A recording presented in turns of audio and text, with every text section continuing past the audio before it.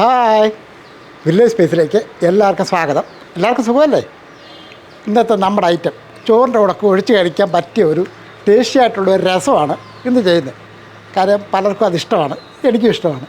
അപ്പം നല്ല രുചികരമായിട്ട് ആ രസം എങ്ങനെയാണ് ചെയ്യുന്നത് നമുക്ക് നോക്കാം. ആദ്യമേ തന്നെ ഒരു ചെറുനാരങ്ങ വലുപ്പത്തിൽ വാളംപുളിയാണ് അത് ഈ പാത്രത്തിൻ്റെ അകത്തോട്ട് കുറച്ച് വെള്ളം ഒഴിച്ചും കൊണ്ട് കൊടുക്കാം.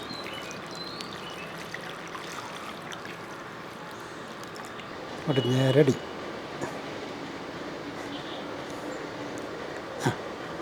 ഇതേപോലെ ജാറടിച്ചിട്ട് ഇതിൻ്റെ അകത്തോട്ട് 2 ടീസ്പൂൺ അളവിൽ കുരുമുളക് അങ്ങോട്ട് ഇട്ട് കൊടുക്കുക.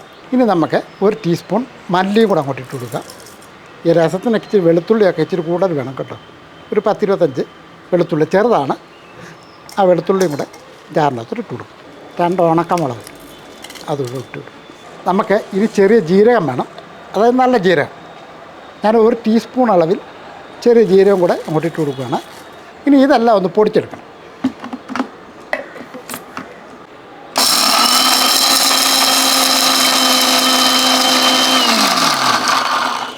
നമുക്ക് നോക്കാം നല്ലപോലെ പൊടിഞ്ഞു.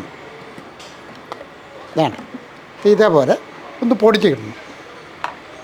ഒരു പക്ഷേ രസമൊക്കെ വെക്കാൻ അറിയാൻ പറ്റാത്ത കുട്ടികളൊക്കെ കാണുമല്ലോ. അപ്പോൾ ഇതേപോലെ ഓരോ സ്ഥലത്തും ഓരോ രീതിക്കാണ് അത് ചെയ്യുന്നത്.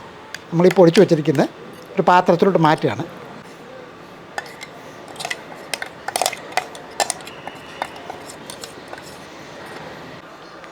ഈ ഒരു രീതിക്ക് വേണം അത് പൊടിച്ചെടുക്കാനുണ്ട്. ഇനി നമുക്ക് ഒരു 3-4 തക്കാളി എടുക്കുക.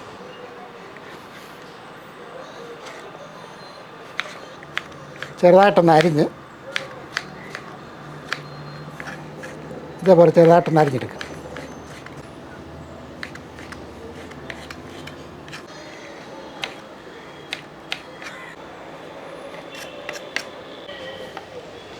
ഇനി വേറെ ഒരു ജാർ എടുക്കുക.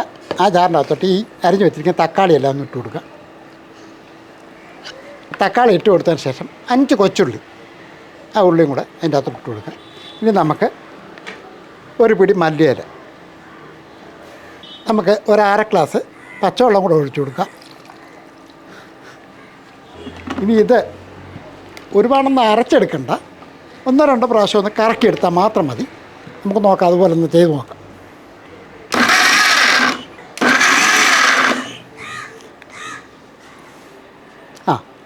ഇതേപോലെ ഒരുപാടൊന്നും അരഞ്ഞു പോകണ്ട. ഇതേപോലെ 1-2 പ്രാവശ്യം ഒന്ന് കറക്കിയെടുത്താൽ മാത്രം മതി. ഇതേപോലെ രണ്ടും റെഡിയാക്കി വെക്കുക.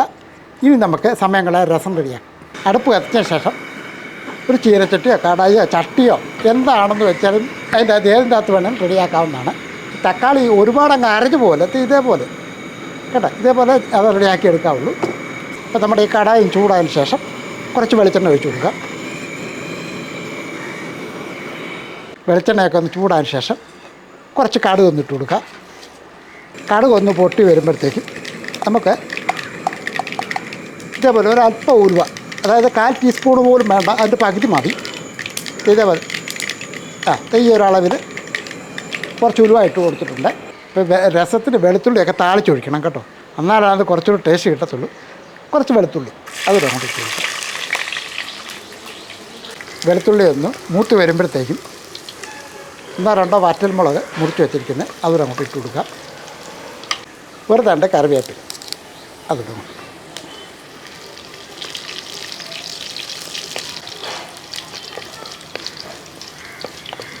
എല്ലാം ഒന്ന് മൂക്കട്ടെ. ഇനി നമ്മൾ ആദ്യം റെഡിയാക്കി വെച്ചിരിക്കുന്ന ഈ ഐറ്റം അങ്ങോട്ട് ഇട്ട് കൊടുക്കുക.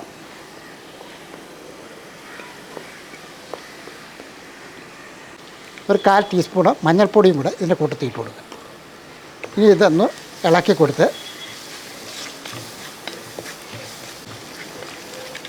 അപ്പോൾ ഇതിൻ്റെ ആ പച്ചച്ചുവ ഒന്ന് മാറിയ ശേഷം തക്കാളിയും വെളുത്തുള്ളിയൊക്കെ അരച്ച് വെച്ചിരിക്കുന്നത്, മല്ലിയിലയും കൂടെ അരച്ച് വെച്ചിരിക്കുന്നത് ആ ചേരുവയും കൂടെ ഇട്ട് കൊടുക്കുക.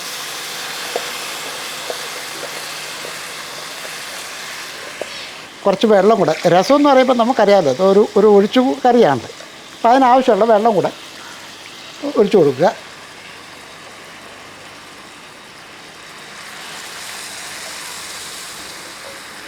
പിഴിഞ്ഞ് വെച്ചിരിക്കുന്ന ആ പുളിവെള്ളം കൂടെ അങ്ങോട്ട് ഒഴിച്ചു കൊടുക്കുക.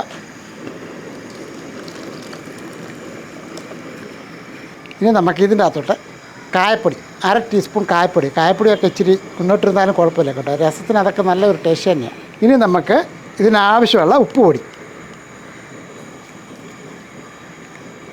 1 ടീസ്പൂൺ ഉപ്പ് പൊടിയും കൂടെ ഞാൻ ഇട്ടിട്ടുണ്ട്. നമ്മൾ നേരത്തെ എടുത്തതിൻ്റെ ബാക്കി ഒരല്പം മല്ലിയിലയുണ്ട്, അതുകൂടെ അങ്ങോട്ട് ഇട്ട് കൊടുക്കും.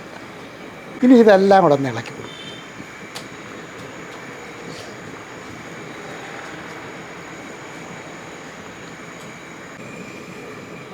നമ്മൾ ഇതിന് മുമ്പ് ഒരു രസം ചെയ്തിട്ടുണ്ട്, അതായത് ഒരു 2 വർഷം മുമ്പ് പഴയ വീട്ടിൽ വെച്ച്.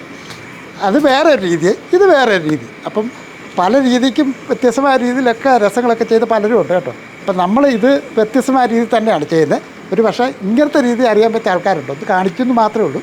ഇനി ഇതൊന്ന് അടച്ചു വെക്കുകയാണ്. ഈ തക്കാളിയൊക്കെ ഒന്ന് നല്ലപോലെ ഒന്ന് വേകണം ഇതിൻ്റെ അകത്ത് കിടന്ന്. സത്യം പറയാമല്ലോ, ഇതിൻ്റെ ഒരു മണമുണ്ടല്ലോ, ഒരു അന്യ മണം തന്നെ കേട്ടോ. കാരണം ഇത് അടച്ചു വെച്ചിട്ട് തന്നെ നല്ല കൊതിപ്പിക്കുന്ന രസത്തിൻ്റെ ഒരു മണമായിരുന്നു. നമുക്ക് ഏറെ ഒന്ന് തുറന്നു നോക്കാം. ഇപ്പോൾ ഏകദേശം ഒരു 3-4 മിനിറ്റോളം ഞാൻ അടുപ്പത്ത് വെച്ചിരിക്കുന്നത് തക്കാളി ഒന്ന് വേകാറുണ്ട്. അപ്പോൾ അതൊക്കെ വെന്തിട്ടുണ്ട്. അതിന് ശേഷം നമുക്ക് തുറന്നു നോക്കാം.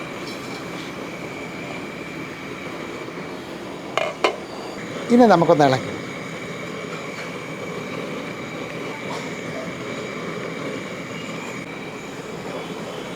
ഉപ്പ്, എരിവും, പുളി ഇതൊക്കെയാണ് ആ രസത്തിൻ്റെ ഒരു ടേസ്റ്റ് എന്ന് പറയുന്നത്.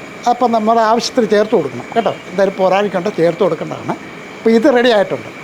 ഇത് ഈ കറക്റ്റ് തന്നെയാണ്, നല്ല ടേസ്റ്റിൽ തന്നെ ഈ രസം റെഡിയാക്കിയിട്ടുണ്ട്. ഇനി ഇതങ്ങ് നിർത്താം. ഇനി നമുക്ക് ഈ താഴോട്ട് വെക്കാം.